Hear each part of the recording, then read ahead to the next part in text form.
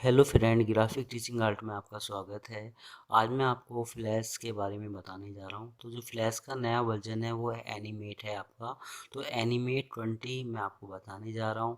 तो पहले हम फ्लैश का जो आइकन था वो इस तरीके से आता था। अब जो फ्लैश का आइकन है वो इस तरीके से आता है आपका। तो सेम है आपका, कुछ चीज़ नहीं आई है। तो चलो चलते हैं फ्लैश में।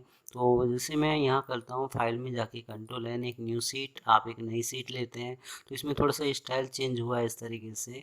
जो फ्लैश था उसमें क्या था कि उसमें दो ऑप्शंस आते थे, एक्शन एक्शन स्क्रिप्ट 3.0 और 2.0। तो जो 2.0 था उस पर हम कोडिंग पार्ट काम करते थे और 3.0 में हम एनिमेशन का काम करते थे।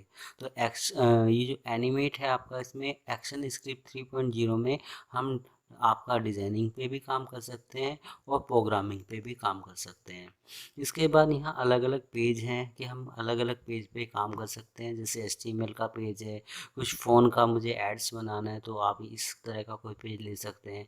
अपनी इच्छा से भी विड्थ और हाइट शो कर सकते हैं, कस्टम कोई साइज़ में ले सकता हूँ। तो ऊपर यहाँ अलग अलग साइज़ के स्टाइल दे रखे हैं पेज के कि मुझे किस पेज पे काम करना है। जैसे मैं गेम बनाना चाहता हूँ तो ये गेम के आगे कि लो मीडियम हाई किस क्वालिटी का मुझे गेम बनाना है, उस तरीके से मैं उस पेज को सिलेक्ट कर सकता हूँ, ले सकता हूँ। इस तरीके से यहाँ आईफोन के साइज़ हैं आपके अलग अलग। एजुकेशन के ऊपर एक साइज़ है आपका, एड्स के ऊपर साइज़ है, वेब के ऊपर साइज़ है।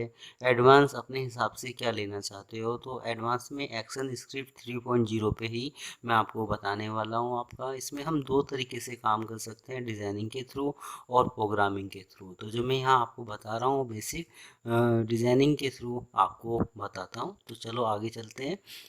तो सबसे पहले यहाँ डिटेल्स में आता है कि इसकी विड्थ कितनी लेना चाहता हूँ और हाइट कितनी लेना चाहता हूँ। आप कोई भी डिज़ाइन बनाते हो तो उसकी विड्थ और हाइट यहाँ से ले सकते हैं। इसके बाद हमारा चलता है यहाँ, इसके बाद चलता है कि इंच में काम करना चाहते हो आप, पॉइंट में, सेंटीमीटर, मिलीमीटर, पिक्सल्स, किस में काम करना चाहते हैं। तो इसमें सबसे ज़्यादा पिक्सल्स पे काम होता है, क्योंकि हम जो भी काम करते हैं एनिमेशन करता हुआ दिखाई दे तो वो आप इंटरनेट पे ही देख सकते हैं। इसके बाद ये फ्रेम रेट है कि मुझे किस तरीके से स्लो मोशन में या बहुत तेज़ स्पीड में कोई अपने एनिमेशन को दिखाना है। तो आप यहाँ फ्रेम रेट कम ज़्यादा कर सकते हैं, जो मैं आपको अंदर से बताऊंगा।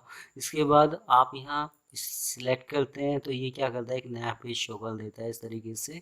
तो आप इस तरीके से कोई भी पेज ले सकते हैं। नीचे जो उसमें इफ़ेक्ट आ रहे थे, जैसे कि मैं दोबारा दिखाता हूँ कि फाइल में गए कंट्रोल एन, एक न्यू सीट, आप कोई नई सीट लेते हैं तो वो इस तरीके से आएगी। तो ये जो नीचे इफेक्ट आ रहे हैं ये अलग अलग स्टाइल है। आप यहाँ देख सकते हैं कि हम किस तरीके से कोई भी एनिमेशन बना सकते हैं। तो जैसे ये कुछ उदाहरण दे रखे हैं, आप यहाँ डबल क्लिक करके वो ओपन भी कर सकते हैं, खोल भी सकते हैं। ये डिज़ाइन किस तरीके से बना है, जैसे ये इस तरीके से आ गया। जब मैं इसको प्ले करता हुआ दिखाने के लिए दो यूज़ हैं। जैसे मैंने प्ले पे क्लिक किया तो ये स्टार्ट हो जाएगा इस तरीके से। अगर आप इस सॉफ्टवेयर की जगह एक ऐसी सीट पे देखना चाहते हैं कि ओनली मेरा ये जो डिज़ाइन है वही आए तो आप करते हैं कंट्रोल एंटर। कंट्रोल एंटर करेंगे तो ये एसएलएफ फाइल है, इसमें ओनली आपका डिज़ाइन ही शो करेगा। जो हम बना रहे हैं, जो ओरिजिनल ऑब्जेक्ट है वो शो नहीं करेगा कि हम कितनी लेयर पे बना रहे हैं, क्या चीज़ है आपका। तो एसएलएफ फाइल जो होती है उसमें हम एनिमेशन करते हुए दिखा सकते हैं। इसके बाद जब हम करते हैं एसएलएफ फाइल से मुझे एफएलए में आना है तो आप करते हैं कंट्रोल डब्ल्यू। तो ये इस तरीके से, तो ये आउटपुट शो करता है कि इसमें क्या क्या कमी है, उसके बारे में दिखाता है आपका। तो यहाँ हम इस तरीके से कोई भी इफेक्ट शो कर सकते हैं, दे सकते हैं।